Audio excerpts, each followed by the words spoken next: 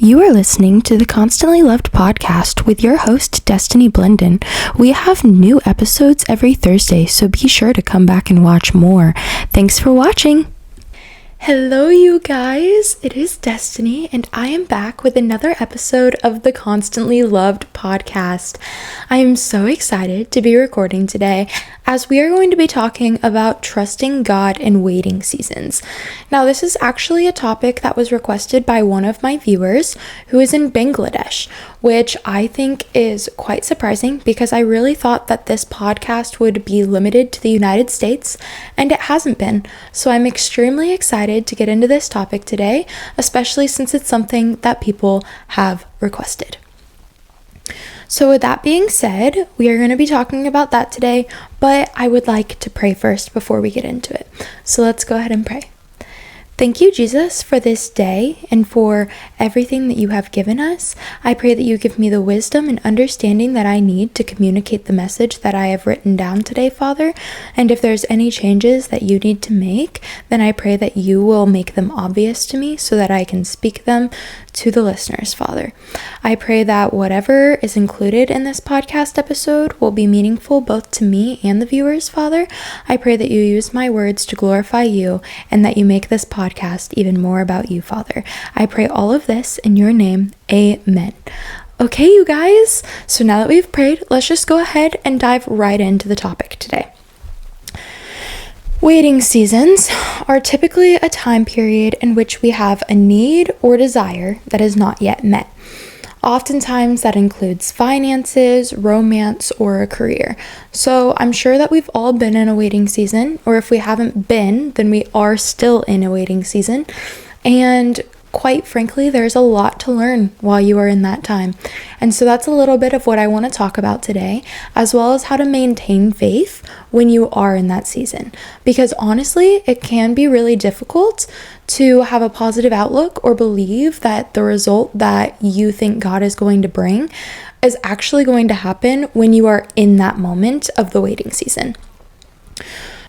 Yeah, let's focus in a little bit more on what the circumstances that are recognized oftentimes in the waiting season looks like. Like I said, there's finances, romance, careers, things like that. And I've personally experienced all of these waiting seasons. And for some of them, I'm still in them. But I remain faithful because I know that God is good. And I know that He has a purpose for the time that I am in. When you've seen God come through before, it becomes a lot easier to believe that He's going to come through again. And so for me, I know that I've seen Him come through many times in my life. Specifically, finances is one area that He's consistently shown up. Like, I will feel on edge and it'll be the last day to do something, and then He'll just provide. And so He shows up as a provider so often for me. And that's something that I'm very grateful for. But that is evidence that He comes through in His timing and how He desires to. So it's a lot easier to believe that He's going to come through and to have faith when He's done it in your life already. But the thing is, He doesn't have to have done it in your life for you to have that faith. You can have that faith because you simply believe, but we also have evidence of Him coming through for people that we find within stories in the Bible. And so by looking at the Bible, it makes it a lot easier to be faithful because we see not only times that He has come through for people, but how He used the time before He came through for them to help them in different ways. So looking to the Bible about how God will pull through for you and the ways that He works when it doesn't seem like He's moving are going to be really, really helpful to you when you are in a waiting season. So, yeah. We've all seen Him within examples in the Bible, and for some, we've also seen Him in our own lives. Keep in mind that I am saying all of this to encourage you to become more faithful, not to make it easier, because faith was never supposed to be easy. we should feel challenged. If faith was easy or obvious, then it wouldn't hold the same importance that it does have. So it might feel hard right now, but it is through challenges that your relationship with God grows. That being said, it is important to focus on having faith, as well as determine why you are in a specific season, so that you can focus on getting what God wants you to out of it. A story that I feel does a really great job at explaining this dynamic is the book of Esther. I would like to read the book so that I can fully communicate a little bit more to you the ideas and concepts that I am pulling from it. So give me 1 second. I'm going to be reading from the ESV. You can read along as well. But let me go ahead and open to it. We're going to read the whole book from start to finish. It's not that long. Okay, like I said, you can read along or you can just listen. Totally up to you. Esther 1. Now in the days of Assyrius, the Assyrians who reigned from India to Ethiopia over 127 provinces. In those days, when King Ahasuerus sat on his royal throne in Susa, the citadel, in the 3rd year of his reign, he gave a feast for all his officials and servants. The army of Persia and Media and the nobles and governors of the provinces were before him. While he showed the riches of his glory and the splendor and pomp of his greatness for many days, 180 days, and when these days were completed, the king gave for all the people present in Susa, the citadel, both great and small, a feast lasting for 7 days in the court of the garden of the king's palace. There were white cotton curtains and violet hangings fastened with cords of fine linen and purple to silver rods and marble pillars, and also couches of gold and silver on a mosaic pavement of porphyry, marble, and mother of pearl and precious stones. Drinks were served in golden vessels, vessels of different kinds, and the royal wine was lavished according to the bounty of the king, and drinking was according to this edict. There is no compulsion, for the king had given orders to all the staff of his palace to do as each man desired. Queen Vashti also gave a feast for the women in the palace that belonged to King Ahasuerus.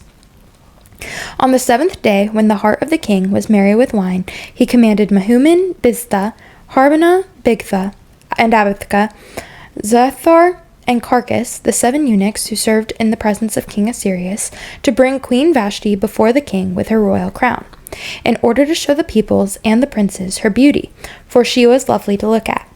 But Queen Vashti refused to come at the king's command, delivered by the eunuchs. At this time the king became enraged, and his anger burned within him.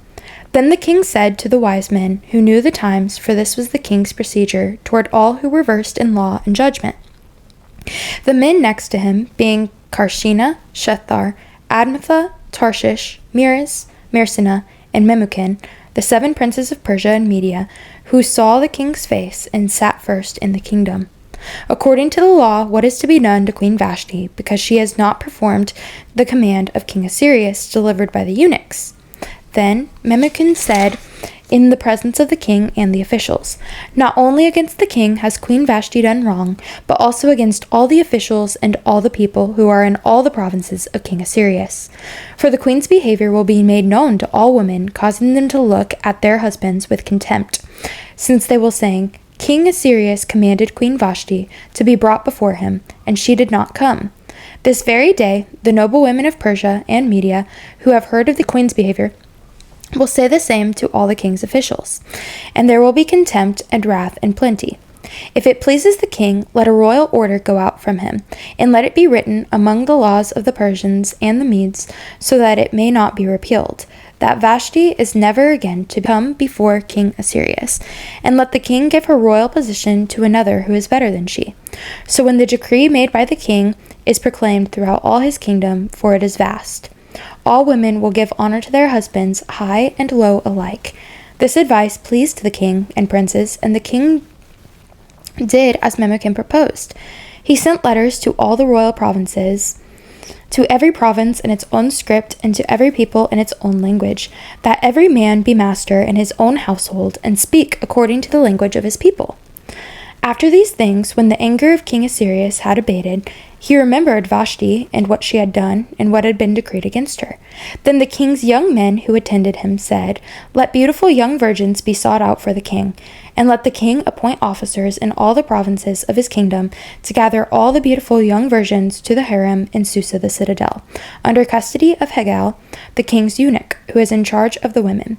Let their cosmetics be given them, and let the young woman who pleases the king be queen instead of Vashti." This pleased the king, and he did so.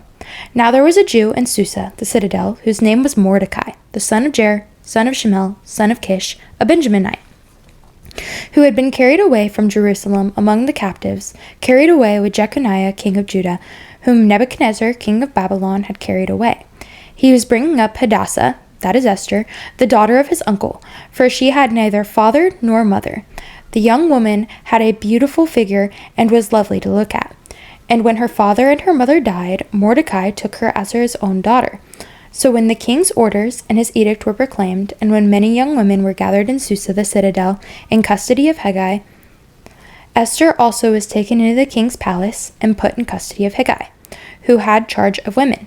And the young woman pleased him and won his favor, and he quickly provided her with cosmetics and her portion of food, and with 7 chosen young women from the king's palace, and advanced her and her young women to the best place in the harem. Esther had not made known her people or kindred, for Mordecai had commanded her not to make it known. And every day Mordecai walked in front of the court of the harem to learn how Esther was and what was happening to her. Now when the turn came for each young woman to go into King Ahasuerus, after being 12 months under the regulations for the women, since this was the regular period of their beautifying, 6 months with oil and myrrh, and 6 months with spices and ointments for women, when the young woman went to the king in this way, she was given whatever she desired to take with her from the harem to the king's palace.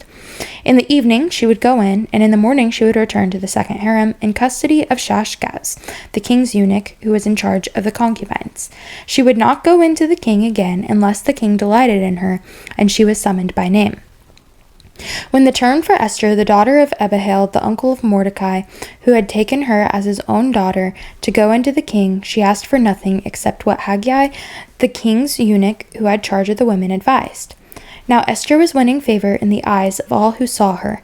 And when Esther was taken to King Ahasuerus into his own royal palace in the 10th month, which in the month of Tebeth, in the 7th year of reign, the king loved Esther more than all of the women, and she won grace and favor in his sight more than all the virgins, so that he set the royal crown on her head and made her queen instead of Vashti. Then the king gave a great feast for all his officials and servants. It was Esther's feast. He also granted a remission of taxes to the provinces and gave gifts with royal generosity. Now when the virgins were gathered together the second time, Mordecai was sitting at the king's gate. Esther had not made known her kindred or her people as Mordecai had commanded her. For Esther obeyed Mordecai just as she was brought up by him in those days, as Mordecai was sitting at the king's gate. Bigthan and Teresh, 2 of king's eunuchs who guarded the threshold, became angry and sought to lay hands on King Ahasuerus. And this came to the knowledge of Mordecai. And he told it to Queen Esther, and Esther told the king in the name of Mordecai. When the affair was investigated and found to be so, the men were both hanged on the gallows. And it was recorded in the book of Chronicles in the presence of the king. After these things, King Ahasuerus promoted Haman the Agagite, the son of Hammedatha, and advanced him and set his throne above all the officials who were with him. And all the king's servants who were at the king's gate bowed down and paid homage to Haman, for the king had so commanded concerning him. But Mordecai did not bow down or pay homage. Then the king's servants who were at the king's gate said to Mordecai, "Why do you transgress the king's command?" And when they spoke to him day after day, and he would not listen to them, they told Haman in order to see whether Mordecai's words would stand, for he had told them that he was a Jew. And when Haman saw that Mordecai did not bow down or pay homage to him, Haman was filled with fury. But he disdained to lay hands on Mordecai alone. So as they had made known to him the people of Mordecai, Haman sought to destroy all the Jews. The people of Mordecai throughout the whole kingdom of Ahasuerus, in the 1st month, which is the month of Nisan, in the 12th year of King Ahasuerus, they cast pur. That is, they cast lots, before Haman day after day, and they cast it month after month, till the 12th month, which is the month of Adar. Then Haman said to King Ahasuerus, "There is a certain people scattered abroad and dispersed among the peoples in all the provinces of your kingdom. Their laws are different from those of every other people, and they do not keep the king's laws, so that it is not the king's profit to tolerate them. If it pleases the king, let it be decreed that they be destroyed, and I will pay 10,000 talents of silver into the hands of those who have charge of the king's business, that they may put it into the king's treasuries." So the king took his signet ring from his hand and gave it to Haman, the Agagite, the son of Hammedatha, the enemy of the Jews. And the king said to Haman, "The money is given to you, the people also, to do with them as it seems good to you." Then the king's scribes were summoned on the 13th day of the first month, and an edict, according to all that Haman had commanded, was written to the king's satraps and to the governors over all the provinces, and to the officials of all the peoples, to every province in its own script, and every people in its own language. It was written in the name of King Ahasuerus and sealed with the king's signet ring. Letters were sent by couriers to the king's provinces with instruction to destroy, to kill, and to annihilate all the Jews, young and old, women and children, in one day, the 13th day of the 12th month, which is the month of Adar, and to plunder their goods. A copy of the document was to be issued as a decree in every province by proclamation to all the peoples to be ready for that day. The couriers went out hurriedly by order of the king, and the decree was issued in Susa, the citadel, and the king and Haman sat down to drink. But the city of Susa was thrown into confusion. When Mordecai learned all that had been done, Mordecai tore his clothes and put on sackcloth and ashes, and went out into the midst of the city, and he cried out with a loud and bitter cry. He went up to the entrance of the king's gate, for no one was allowed to enter the king's gate clothed in sackcloth. And in every province, wherever the king's command and his decree reached, there was a great mourning among the Jews, with fasting and weeping and lamenting, and many of them lay in sackcloth and ashes. When Esther's young women and her eunuchs came and told her, the queen was deeply distressed. She sent garments to clothe Mordecai so that he might take off his sackcloth, but he would not accept them. Then Esther called for Hathach, one of the king's eunuchs who had been appointed to attend her, and ordered him to go to Mordecai to learn what this was and why it was. Hathach went out to Mordecai in the open square of the city in front of the king's gate, and Mordecai told him all that had happened to him and the exact sum of money that Haman had promised to pay into the king's treasuries for the destruction of the Jews. Mordecai also gave him a copy of the written decree issued in Susa for their destruction, that he might show it to Esther and explain it to her, and command her to go to the king to beg his favor and plead with him on behalf of her people. Then Esther spoke to Hathach and commanded him to go to Mordecai and say, "All the king's servants and the people of the king's provinces know that if any man or woman goes to the king inside the inner court without being called, there is but one law, to be put to death, except the one to whom the king holds out the golden scepter so that he may live. But as for me, I have not been called to come into the king in these 30 days. And they told Mordecai what Esther had said. Then Mordecai told them to reply to Esther, "Do not think to yourself that in the king's palace you will escape any more than all the other Jews. For if you keep silent at this time, relief and deliverance will rise for the Jews from another place. But you and your father's house will perish. And who knows whether you have not come to the kingdom for such a time as this?" Then Esther told them to reply to Mordecai, "Go gather all the Jews to be found in Susa, and hold a fast on my behalf, and do not eat or drink for 3 days, night or day. I and my young women will also fast as you do. Then I will go to the king, though it is against the law, and if I perish, I perish." Mordecai then went away and did everything as Esther had ordered him. On the 3rd day, Esther put on her royal robes and stood in the inner courts of the king's palace, in front of the king's quarters, while the king was sitting on his royal throne inside the throne room opposite the entrance to the palace. And when the king saw Queen Esther standing in the court, she won favor in his sight, and he held out to Esther the golden scepter that was in his hand. Then Esther approached and touched the tip of the scepter, and the king said to her, "What is it, Queen Esther? What is your request? It shall be given you, even to the half of my kingdom."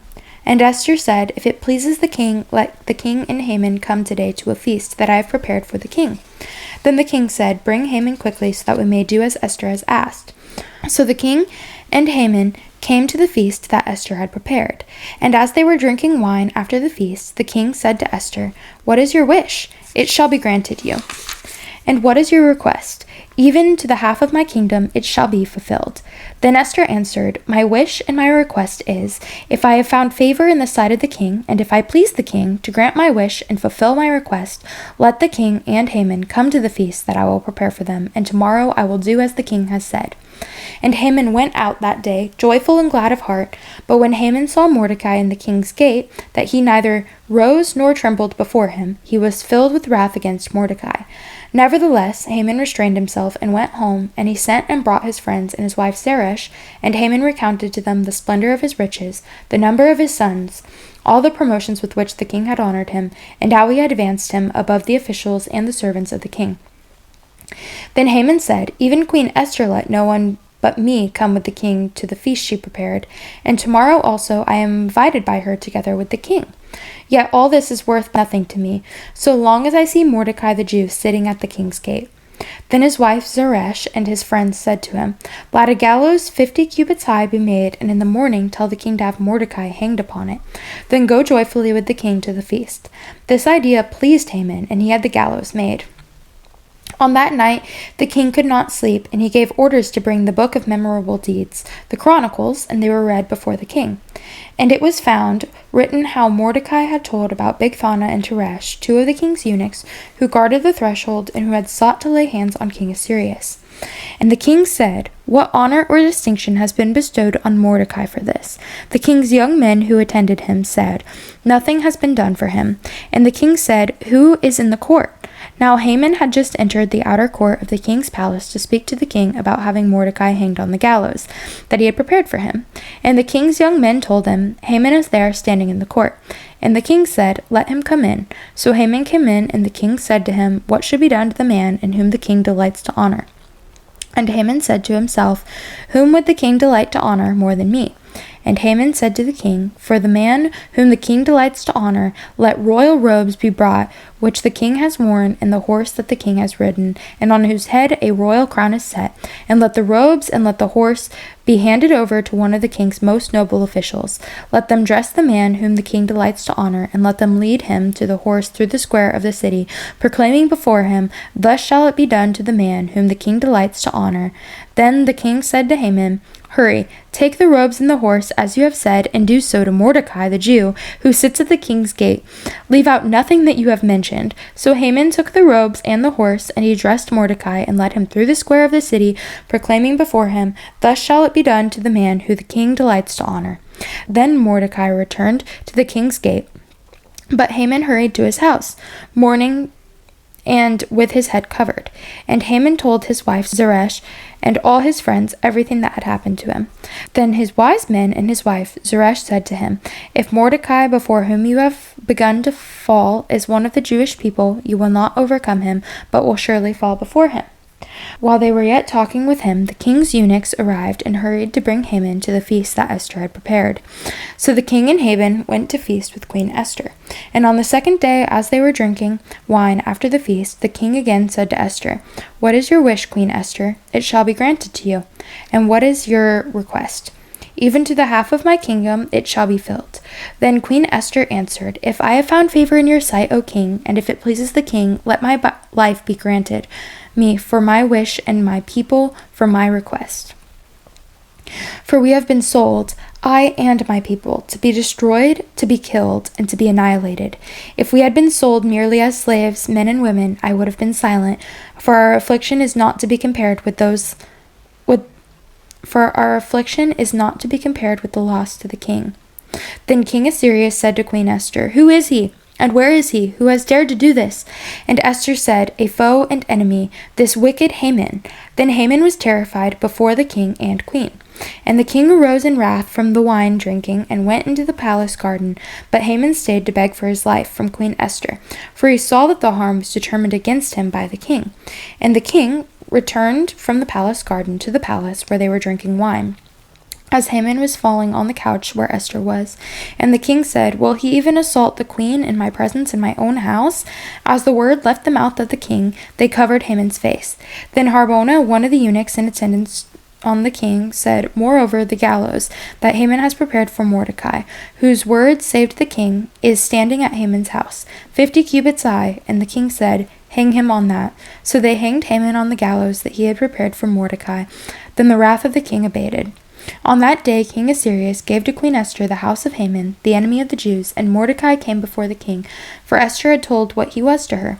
And the king took off his signet ring which he had taken from Haman, and gave it to Mordecai, and Esther set Mordecai over the house of Haman. Then Esther spoke again to the king. She fell at his feet and wept, and pleaded with him to avert the evil plan of Haman the Agagite, and the plot that he had devised against the Jews. When the king held out the golden scepter to Esther, Esther rose and stood before the king. And she said, "If it pleases the king, and if I have found favor in his sight, and if the thing seems right before the king, and I am pleasing in his eyes, let an order be written to revoke the letters devised by Haman the Agagite, the son of Hammedatha, which he wrote to destroy the Jews who are in all the provinces of the king. For how can I bear to see the calamity that is coming to my people, or how can I bear to see the destruction of my kindred?" Then King Ahasuerus said to the Queen Esther and to Mordecai the Jew, "Behold, I have given Esther the house of Haman, and they have been hanged on the gallows, because he intended to lay hands on the Jews. But you may write as you please with regard to the Jews in the name of the king, and seal it with the king's ring, for an edict written in the name of the king and sealed with the king's ring cannot be revoked." The king's scribes were summoned at that time, in the 3rd month, which is the month of Sivan, on the 23rd day, and an edict was written, according to all that Mordecai commanded concerning the Jews, to the satraps and the governors and the officials of the provinces, from India to Ethiopia, 127 provinces, to each province in its own script, and to each people in its own language, and also to the Jews and their script and their language. And he wrote in the name of King Ahasuerus, and sealed it with the king's signet ring. Then he sent the letters by mounted couriers riding on swift horses that were used in the king's service, bred from the royal stud, saying that the king allowed the Jews who were in every city to gather and defend their lives, to destroy, to kill, and to annihilate any armed force of any people or province that might attack them, children and women included, and to plunder their goods. On one day throughout all the provinces of King Ahasuerus, on the 13th day of the 12th month, which is the month of Adar, a copy of what was written was to be issued as a decree in every province, being publicly displayed to all the peoples, and all the Jews were to be ready on that day to take vengeance on their enemies. So the couriers, mounted on their swift horses that were used in the king's service, rode out hurriedly, urged by the king's command, and the decree was issued in Susa the citadel. Then Mordecai went out from the presence of the king in royal robes of blue and white, with a great golden crown and a robe of fine linen and purple, and the city of Susa shouted and rejoiced. The Jews had light and gladness and joy and honor, and in every province and in every city, wherever the king's commands and his effort reached, there was gladness and joy among the Jews, a feast and a holiday, and many from the peoples of the country declared themselves Jews, for fear of the Jews had fallen on them. Now in the 12th month, which is the month of Adar, on the 13th day of the same, when the king's command and edict were about to be carried out, on the very day when the enemies of the Jews hoped to gain the mastery over them, the reverse occurred. The Jews gained mastery over those who hated them. The Jews gathered in their cities throughout all the provinces of King Ahasuerus to lay hands on those who sought their harm, and no one could stand against them, for the fear of them had fallen on all peoples. All the officials of the provinces, and the satraps, and the governors, and the royal agents also helped the Jews, for the fear of Mordecai had fallen on them.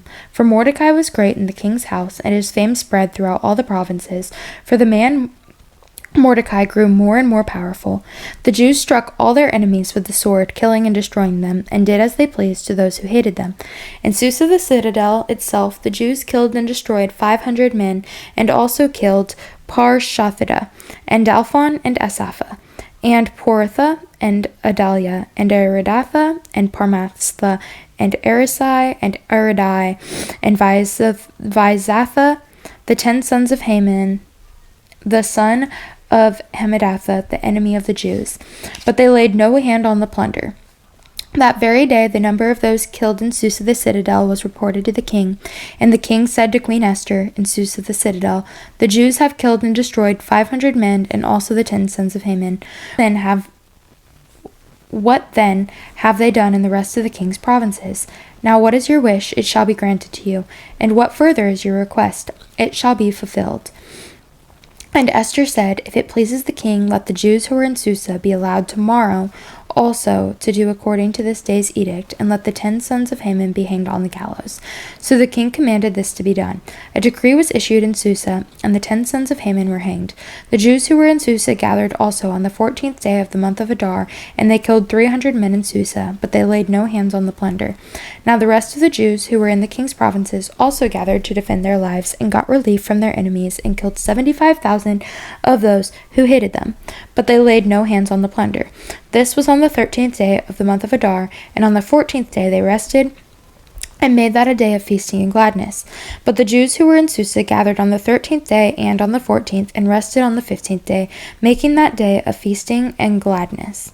Therefore the Jews of the villages who lived in the rural towns had the 14th day of the month of Adar as a day for gladness and feasting, as a holiday, and as a day on which they sent gifts of food to one another. And Mordecai recorded these things and sent letters to all Jews who were in all provinces of King Assyrius, both near and far, obliging them to keep the 14th day of the month Adar, and also the 15th day of the same, year by year, as the days on which the Jews got relief from their enemies, and as the month that had been turned for them from sorrow into gladness, and from mourning into a holiday, that they should make them days of feasting and gladness, days for sending gifts of food to one another, and gifts to the poor. So the Jews accepted what they had started to do, and what Mordecai had written to them. For Haman the Agagite, the son of Hammedatha, the enemy of all the Jews, had plotted against the Jews to destroy them, and had cast that is, cast lots, to crush and to destroy them. But when it came before the king, he gave orders in writing that his evil plan that he had devised against the Jews should return on his own head, and that he and his sons should be hanged on the gallows. Therefore they called these days Purim, after the term Pur. Therefore, because of all that was written in this letter, and of what they had faced in this matter, and of what had happened to them, the Jews firmly obligated themselves and their offspring, and all who joined them, that without fail they would keep these 2 days, according to what was written, and at the time appointed every year, that these days should be remembered and kept throughout every generation, in every clan, province, and city, and these days of Purim should never fall into disuse among the Jews, nor should the commemoration of these days cease among their descendants. Then Queen Esther, the daughter of Abihail, and Mordecai, the Jew, gave full written authority confirming this second letter about Purim. Letters were sent to all Jews to the 127 provinces of the kingdom of Assyria in words of peace and truth, that these days of Purim should be observed at their appointed seasons as Mordecai the Jew and Queen Esther obligated them, and as they had obligated themselves and their offspring with regard to their fast and their lamenting. The command of Esther confirmed these practices of Purim, and it was recorded in writing. King Assyrius imposed tax on the land and on the coastlands of the sea, and all the acts of his power and might, and to the full account of high honor of Mordecai, to which the king advanced him, they are not written in the book of Chronicles of the king of Media and Persia, for which the Jew was second in rank to King Assyrius, and he was great among the Jews and popular with the multitude of his brothers, for he sought the welfare of his people and spoke peace to all his people. So that's the book of Esther. It felt a lot longer than I remember it being, but we made it through. So now you can understand all of the context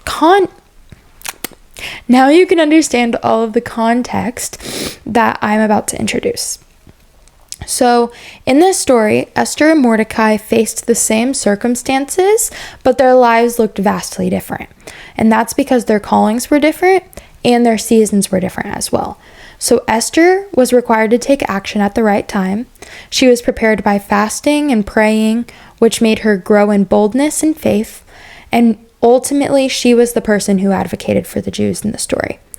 She was fully focused on how Christ was going to use her in this preparation season.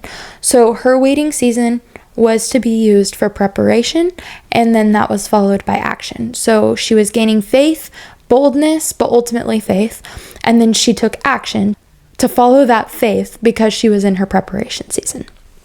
Whereas Mordecai encouraged Esther to take action. He fasted, he prayed, he mourned. He utilized faith that he already had, and he was the intercessor for the Jews. So he was interceding for them. He did other things for Christ in the meantime, and so he was kind of in a season of endurance or implementing what he already knew. So he was continuing to live his life, and a lot of time, if this is in a waiting season, people call this your testing season, but I like to call it like endurance, or just implementing what you already know, because oftentimes people will consider tests as a bad thing. And I don't think that being in this specific season is a bad thing at all. So those are two different people who are experiencing the same circumstance of not wanting to die, but they are being told and instructed to do things differently in the season because they have different callings and they're at different points in their life. And so they're both doing two different things, but it's ultimately to receive the same outcome. I'm not one to say what you should do in your waiting season because everyone's journey looks different, but what both people shared in this circumstance was that they utilized it as a period which was faith-focused, followed by action to back it up. So both fasted and prayed, and then once they were full of faith and they knew what they were being instructed to do, they took action based off of that. So Esther's actions included stepping out in boldness to back her faith, and Mordecai had to continue living life the way that he was to back his faith.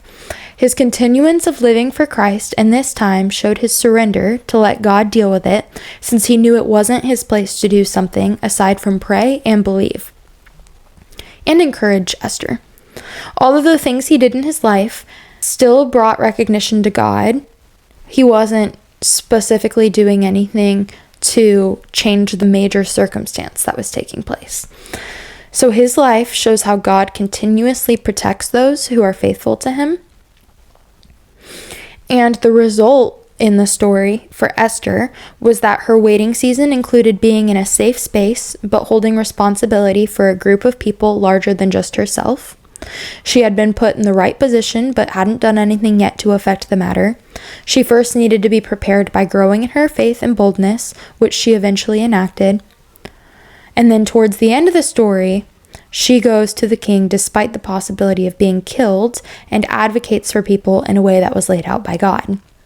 The things she did and said were fully guided by God, but in order to gain wisdom and direction, she had to first grow her faith and boldness. So she was being prepared in this time to be equipped with everything she needed to get the results that she needed. So the preparation season and time that is included in a waiting season is extremely valuable, because you're not going to be able to fulfill the purpose that God has for your life if you don't first go through that preparation. She was at a point where she needed to be prepared and she needed to have faith and grow in other aspects of her walk with the Lord so that she could fulfill her purpose. Whereas Mordecai, we see, was in a slightly different part of a waiting season where he was just having to wait on the Lord to come through for him. That required faith, but it also still required action. So for Mordecai, his waiting season included many attacks, including a death penalty that was directly targeted towards him. And that meant that his waiting season was probably not in as much of a safe space as Esther. And he trusted God enough not to fear. He had done what was right, and that could have been revealed sooner, but God chose to reveal it at the time that he did in order to make the story greater. When the king found out what Mordecai had done, he ended up rewarding him, but in that reward we see how God gives us good things in his timing while also protecting us by taking care of things in sometimes an ironic way, because it was pretty ironic that Haman made gallows for Mordecai, and then Mordecai was the one who saw Haman hung on those same gallows. So that's pretty ironic if you ask me. In the end, Mordecai was elevated. For Mordecai, it wasn't as much about the preparation as it was living out the things that he already knew. He had to do it in tough times, but he received the reward that he deserved. So he remained faithful. Both he and Esther used faith and then acted on it. They just looked very different, but they were both in a waiting season. And so this shows that a waiting season doesn't look the same for everybody. The things that you are going to have to do aren't going to look the same, but no matter what waiting season you are in, the things that you need to focus on are growing your faith and then assessing that and walking with action to uphold your faith. And so with that being said, I encourage you guys to pray a few specific things. The first would be to ask God what actions you can take to back your faith in this time. Another would be to ask God if you are in a preparation period or an endurance period, because what you are going to end up doing in that waiting season is going to look very different based off of which one of those two periods you are in. Asking God can be very helpful so that you receive the guidance and wisdom and direction that you need in your waiting season. In what you might call your waiting season, focus on God, grow your faith, and recognize that your result will come in God's timing. Waiting becomes a lot less painful when you realize that you aren't just waiting. Neither Mordecai or Esther were just waiting in this period of time, right? God is using the process for something. This time is not useless. It is useful. And oftentimes we get so caught up in what the future holds for us that we disregard where we are now. It makes it a lot easier to trust God when you can see the situation from His perspective instead of your own. It's not fully about understanding why you are here, but it is about believing that He will bring you out of it in His timing and utilizing the time that you have right now in the best way that you can.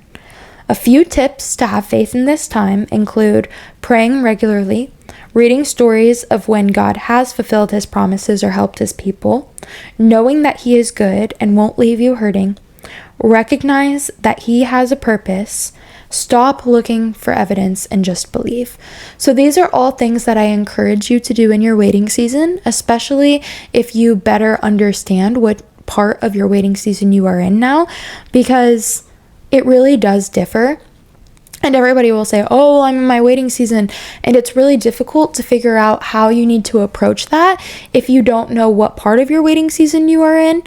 But understanding that there are differences in that season, and also knowing that the best thing you can do is focus on God, have faith, and then put action behind that faith is going to be extremely helpful to you. So that's what I encourage you to do in this waiting season. And I hope that some of these things will actually help you to maintain and grow your faith and then find ways to act on it. So yeah.